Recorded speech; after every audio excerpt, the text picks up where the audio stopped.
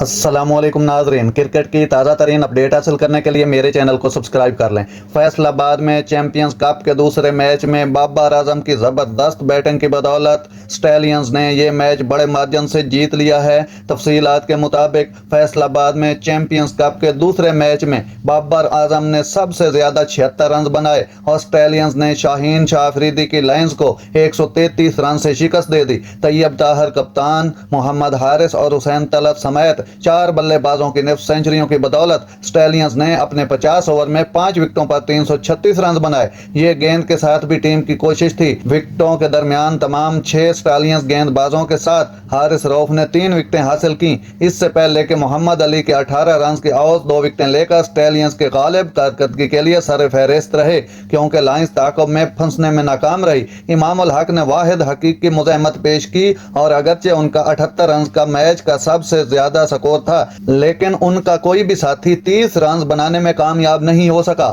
سٹیلینز نے اپنے کپتان حارث کی بیٹنگ کا انتخاب کرنے کے بعد سست لیکن مستحکم آغاز کیا۔ شان مسعود اور بابر نے 39 رنز کی شراکت قائم کی، جس سے پہلے بائیں ہاتھ کے کلائی اسپنر فیصل اکرم نے مسعود کو کلین آؤٹ کیا۔ بابر، جنہوں نے اپنی اننگز کے پہلے ہاف میں کامیابی حاصل کی، جلدی اپنی تال تلاش کر لی، جس نے طاہر کے ساتھ درمیانی اوور میں اپنی ٹیم کی رہنمائی کی، جس کے 74 رن صرف 72 گیندوں پر آئے۔ ناظرین، ایسی بر وقت خبریں سننے کے لیے میرے چینل کو سبسکرائب کر لیں۔ اللہ حافظ۔